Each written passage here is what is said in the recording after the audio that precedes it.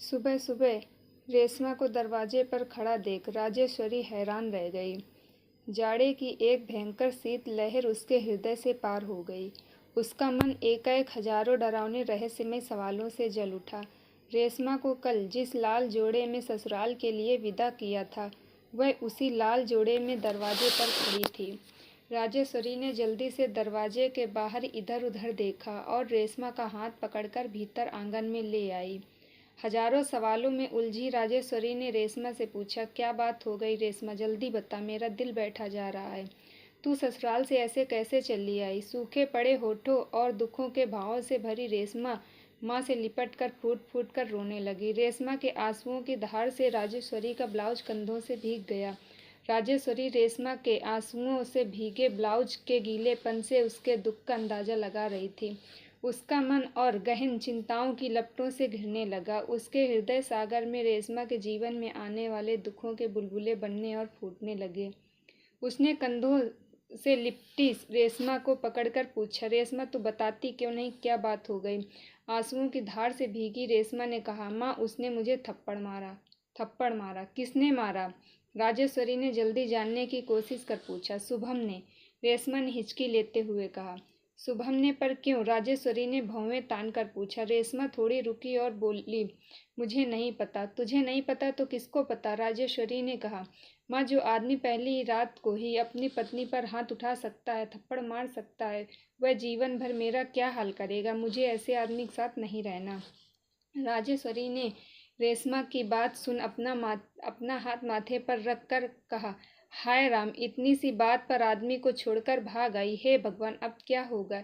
यह दुनिया क्या कहेगी? जात बिरादरी के लोग क्या कहेंगे? राजेश्वरी का दिल रेशमा के जीवन में आने वाली विपत्ति से सहमने लगा। सूरज के ताप से सूखे तालाब की तरह राजेश्वरी के शरीर का रक्त रेशमा के लिए फैसले के ताप से सूखने लगा। राजेश्वरी ने सूखे हलक से कहा, रेशमा तेरे को क्या करूं? अपने पिता के बारे में तो सोचती, उनकी इज्जत का क्या होगा? तेरे पिता ने कैसे कैसे लाठी से मेरे हाड़ तोड़े थे। महीने महीने भर तक शरीर से निशान नहीं मिटते थे।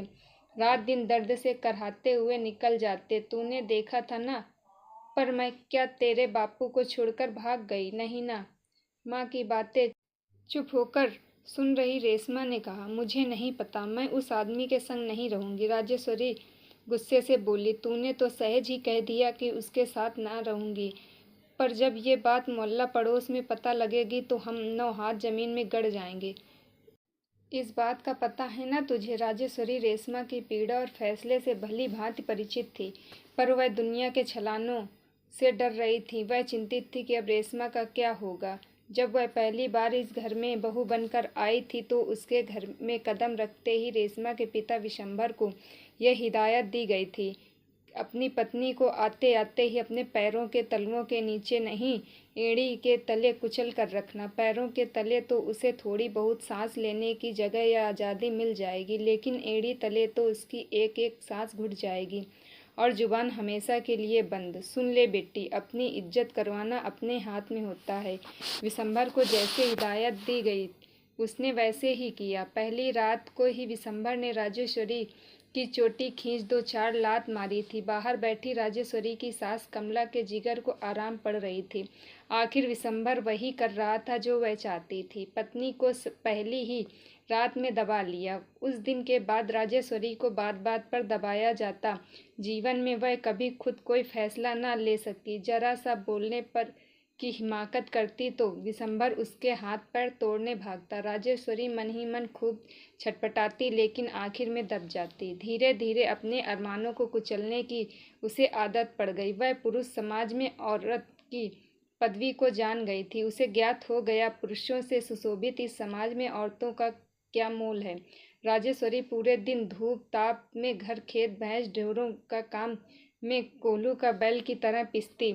सास को तनिक भी चाय या किसी काम के लिए देरी हो जाती तो वह रो रो कर सारे बखान विशंभर को सुनाती और वह उसे परेशान करती। एक बार वह गुस्से में आकर अपने पीहर चली गई थी।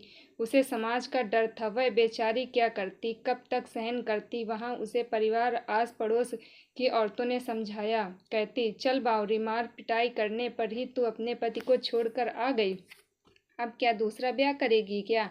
वह क्या तुझे सोट का सीधा मिलेगा? वह इससे भी बड़ा जानवर मिला तो फिर क्या तीसरा पति करेगी? चाची ने कहा, शादी के बाद एक लड़की मायके में कब तक निभा पाएगी? यह तो तुम भी जानती हो, इसलिए ससुराल ही चली जाओ, वही जाने में तुम्हारी भलाई है। इन सब बातों को सुन राजेश्वरी खुद ही ससुराल आ गई। जब महीने चढ़ गए तो उससे ज़्यादा काम न होता। दिन भर जी मिचलाता, काम में जरा सी ढील होते ही उसे बताया जाता वह अकेली अनोखी नहीं है जो लाला जनेगी, पूरी दुनिया की औरतें लाला जनती हैं, इसलिए ज़्यादा 3-5 करने की ज़रूरत नहीं है। काम तो करना ही पड़ेगा। राजेश्वरी को पूरे 9 महीने में भी बैठने नहीं दिया गया। एक दिन कुएं से पानी लाते वक्त राजेश्वरी को घर के दरवाजे पर चक्कर आ गया। वह गिर गई। सिर पर रखी 2 छोटी बड़ी मटकी भड़ाम से फूट गई। एक हाथ में स्टील की छोटी कलश और रस्सी थी। स्टील की कलश दूर लुढ़क गई और पेंदे की जगह से पिचक गई। आवाज़ सुन कमला बाहर आई और बोली, देखो कितने ढोंग कर रही है, मेरा कितना नुकसान कर दिया, मटकी फोड़ दी। इतना कहकर अंदर चली गई। राजेश्वरी दरवाजे पर पड़ी रही। शाम को विशंबर आया तो कमला ने रोना शुरू कर दिया। देख तेरी पत्नी कैसे ढोंग रच रही है, कितना नुकसान कर दिया। बड़ी मुश्किल से मेले से मटके लेकर आई थी। हमने भी 9-9 महीने बच्चे अपनी कोख में पाले हैं, घर से लेकर बाहर का सारा काम भी संभाला, पर ऐसे ढोंग तो हमने न रचे। बेचारी राजेश्वरी को चक्कर तो आने ही थे। ऐसे नाजुक समय पर भी कमला दूध घी पर ताला लगाकर चाबी अपने ब्लाउज में रख लेती। उसे कई बार तो सूखी रोटियां भी नसीब न होती। माँ की बातें सुन विशंबर ने पड़ी राजेश्वरी को कसकर 2 लात मारी। वह दर्द से करहा उठी और उसके मुंह से चीख निकल पड़ी। उसकी आंखों के आगे बिजली कौंध गई। वह बेसुध होते हुए भी थोड़ा होश में आई और लड़खड़ाते पैरों और कांपते हाथों से उठकर भीतर आंगन में आ गई। वह असीम दर्द से करहा रही थी, तड़प रही थी, पर उसे किसी ने उजक कर न देखा। पूरी रात आंगन में तिलमिलाती रही। आखिर सुबह रेशमा ने जन्म ले लिया। राजेश्वरी रेशमा के फैसले को लेकर सोच रही थी। शायद उसने भी पहली बार में ही कुछ ऐसे कदम उठा लिए होते तो शायद उसे इतनी बदतर जिंदगी न जीनी पड़ती। रेशमा के इस फैसले से वह बहुत डरी हुई थी। रेशमा की जिंदगी में आने वाले तूफान उसकी आंखों के सामने आ रहा था, लेकिन दूसरी तरफ वह रेशमा को इस नर्क में जाने भी नहीं देना चाहती थी। शाम तक रेशमा के ससुराल छोड़ने की बात पूरे गांव में सुनामी की तरह घर घर पहुंच गई। गांव की 2-4 औरतों ने रेशमा को समझाया, लेकिन रेशमा नहीं मानी। वह अपनी बात पर अड़ी बैठी रही। चाहे जो हो जाए, अब वह नहीं जाएगी। ताई ने कहा, ऐसा मत कर रेशमा, अपने ससुराल चली जा। शादी के बाद लड़की ससुराल की चौखट पर ही शोभा देती है। रेशमा नहीं मानी, पर अपने पिता के आग्रह और दुनियादारी की हजारों बातें सोच सुन ससुराल जाने के लिए राजी हो गई। रेशमा के माँ बाप रेशमा को ससुराल छोड़ने गए, लेकिन रेशमा की सास पल्लू फटकार कर बोली, समधन, हाँ क्यों आई हो इसको लेकर? हमारे घर को ऐसी बहू की जरूरत नहीं, हम इज्जतदार लोग हैं। राजेश्वरी बोली, समधन जी, दामाद ने भी तो सही ना किया। बताओ, पहली रात में ऐसे अपनी पत्नी को कौन मारता है? शुभम की माँ तमक कर बोली, ऐसा है समधन, मर्द का पूरा हक होता है औरत के ऊपर। क्या तुम्हारे ऊपर हाथ न उठाया विशंबर समधी जी ने या शुभम के बापू ने मुझ पर? हम तो अपने घर और पति को छोड़कर ना भागे। समधन, तुम सही कह रही हो, पर ये आजकल के नए नोले बच्चे हैं, अब क्या करें? राजेश्वरी ने कहा, अब क्या करें? ले जाओ अपनी बेटी को वापस। शुभम की माँ ने फटाक से कहा। शुभम उस दिन घर पर होता तो शायद सब कुछ अंधेरी रात के बाद नए सवेरे की तरह ठीक हो जाता। शुभम को अपनी गलती का एहसास था। उसने कई बार अपनी माँ को बताया और रेशमा को खुद जाकर घर लाने की बात कही, लेकिन उसकी माँ का कहना था, उसने हमारी घर की इज्जत मिट्टी में मिला दी, वह अब इस घर में नहीं आएगी और वह उसके सामने दूसरी शादी का प्रस्ताव रखती है। शुभम माँ की बात नहीं मानता और रेशमा के गांव आकर रेशमा के घर के सामने रह रही उसकी बुआ, जिसने इस रिश्ते को करवाया था, उसके घर में रहने लगता है। शुभम रेशमा से माफ़ी मांगना चाहता था, उससे अपने प्यार का इजहार करना चाहता था। शुभम के रहने की बात रेशमा को उसकी माँ बता देती है। रेशमा जहाँ जाती शुभम हर जगह उसका पीछा करता। एक दिन रेशमा अपनी छत पर कपड़े सुखा रही थी और शुभम अपनी छत पर पतंग उड़ा रहा था। उसने अपनी पतंग जानबूझकर रेशमा के पास गिरा दी, लेकिन रेशमा ने शुभम की पतंग को एक नज़र नहीं देखा और नीचे आ गई। शुभम और रेशमा का यह सिलसिला रोज चलता रहा। शुभम ऐसे ही अपनी पतंग रेशमा के पास गिराता और रेशमा उसकी तरफ देखे बिना ही नीचे आ जाती। महीना बीत गया। अचानक 2 दिन से शुभम पतंग उड़ाने नहीं आया, लेकिन रेशमा रोज कपड़े सुखाने आती। 2 दिन से शुभम के न दिखने पर वह घंटों छत पर खड़ी रहती। तीसरे दिन भी रेशमा शुभम का इंतजार कर रही थी कि शुभम आ गया। शुभम को देखकर रेशमा का दिल जोर से धड़कने लगा। उसके चेहरे पर खुशी आ गई और वह शुभम को देखकर चुपचाप नीचे आ गई। रेशमा शुभम को दिल के कोने में चाहती थी, लेकिन उसका मन शुभम के प्रति कठोर हो रहा था। शुभम जब अपनी पतंग उड़ाता, उसकी पतंग की छाया हवा के रुख के चलते कभी कभी रेशमा के आंगन में पड़ती थी। रेशमा उस पतंग की छाया को पकड़ने के लिए आंगन में इधर उधर भागती, अपने हाथों की नर्म उंगलियों से उस छाया को छूने की कोशिश करती। रेशमा शुभम को एक प्रेमी के रूप में चाहने लगी थी। एक दिन रेशमा मंदिर जा रही थी। शुभम उसके पास आया और बोला, रेशमा मुझे माफ़ कर दो, मुझसे गलती हो गई है। रेशमा ने थोड़ा गुस्सा जताते हुए कहा, शुभम मेरा रास्ता छोड़ो, कोई देख लेगा। शुभम देख ले कोई, तुम मेरी बीवी हो। रेशमा बोली, शुभम मुझे जाने दो। फिर शुभम बोला, रेशमा मेरे साथ चलो अपने घर, माँ को मैं समझा लूँगा। रेशमा की आंखों में आंसू आ गए और वह वहाँ से चली गई। शुभम की आंखें भी नम हो जाती हैं और वह रेशमा को आवाज़ लगाता है। रेशमा को मंदिर से लौटते वक्त कुछ लड़के छेड़ते हैं। उनमें से एक लड़का कहता है, सुना है इसका आदमी शादी की पहली रात को कुछ कर नहीं पाया, इसलिए ये उसे उसी रात छोड़कर भाग आई। और फिर रेशमा की ठोड़ी हाथ, जाने मन, मुझे एक मौका दे दो, मैं तुझे निराश नहीं करूँगा। इतने में वहाँ शुभम आ जाता है और रेशमा से कहता है, रेशमा तुम जाओ यहाँ से। और रेशमा वहाँ से आ जाती है। अगले दिन रेशमा छत पर शुभम का इंतजार कर रही थी। उसकी माँ वहाँ आ जाती है। रेशमा माँ को देख इधर उधर टहलने लग गई। राजेश्वरी ने रेशमा से कहा, शुभम का इंतजार कर रही है।